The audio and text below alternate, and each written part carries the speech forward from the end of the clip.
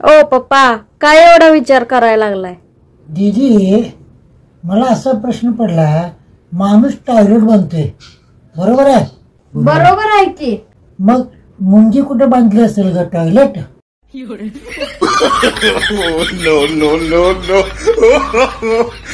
अगं आहे, माझ्याकडून तुझी काय अपेक्षा आहे ग?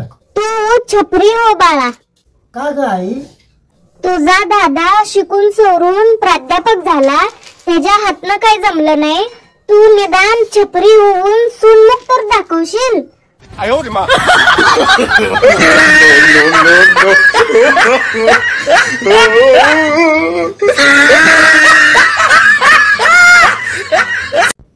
पगार तर 15,000 झालाय. मुलांचं शाळेचा खर्च, किराणा, गॅस, लाईट बिल, गाडीचा हप्ता, मोबाईलचा रिचार्ज.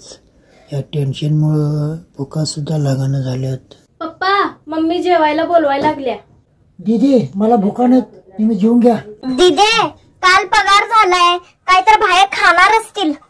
सांग कधी कळणार तुला भाव माझ्या मनातला.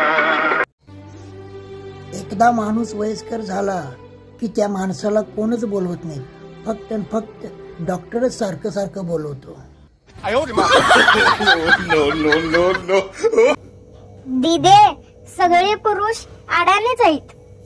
अगं खोळे, पुरुष सगळे आडाणे असते. सकाळी उठून 8ला डबा घेऊन कामाला गेले असते का?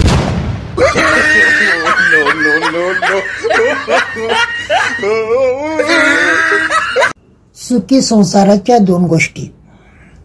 बायको बोलत असताना शांत राहा आणि बायको शांत असताना बोलू नका. पप्पा, कबनूर ग्रामपंचायतीनं आपल्या इथं बंदिस्त गटारी करणार आहे. मी करू नको म्हणून सांगणार आहे. का हो पप्पा? अगं दीदी, उघड्या गटारीत पडल्याशिवाय दारू पिलेल्याचं फिलिंगच येत नाही ग मला.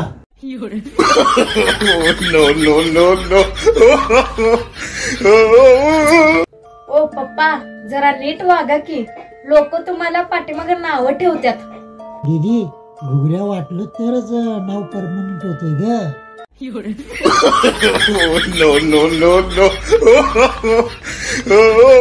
दुनिया एक अजोब आहे. एखाद्या माणसाला जिवंतपणी रडवायचं आणि तोच माणूस मेला की नाही, त्याच्या चांगल्या गुणाचं जगभर गुणगान गायचं.